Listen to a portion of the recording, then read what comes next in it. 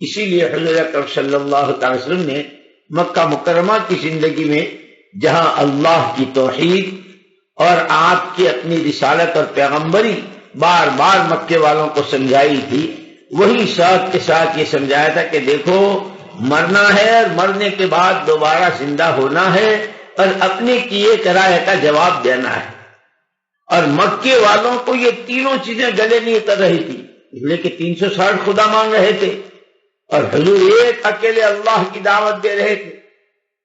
محمد رسول اللہ صلی اللہ علیہ وسلم چونکہ ان کے خاندان سے نہیں تھے، اس لیے انہوں نے کہا کہ واہ ہم کیوں مان لیں، ہم کیوں مان لیں۔ ان کی ناک کا مسئلہ تھا کہ اگر ہم ان کو رسول مانتے ہیں تو ہمارا خاندان نیچا ان کا اونچا،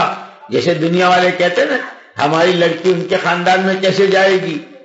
کہ ان کا خاندان تو بہت نیچا ہے۔ اسی لیے حضور اکرم صلی اللہ علیہ وسلم نے عرفات کے دن پوری امت کو رخصت کرتے ہوئے فرمایا تھا ان اکرمکم عند اللہ اتقاکم، کسی کو کسی پر رنگ اور زبان کی وجہ سے کوئی فضیلت نہیں، فضیلت کی چیز اللہ کا خوف، تقوی کہ جو جتنا متقی، جو جتنا اللہ سے ڈرنے والی کہ اتنی اس کی قیمت اللہ کیا۔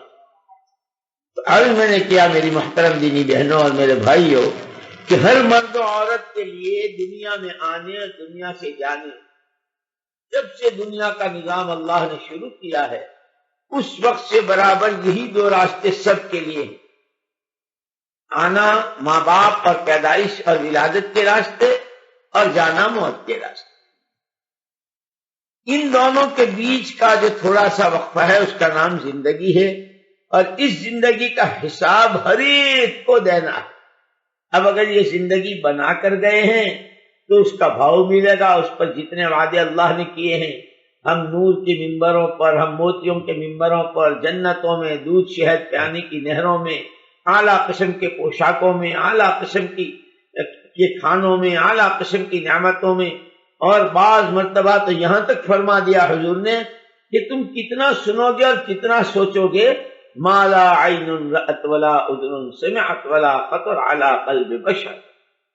ایسے وعدے پورے کریں گے اور ایسی نعمتیں دیں گے کہ اس دنیا میں رہتے ہوئے تو تم اس کا تصور بھی نہیں کر سکتے۔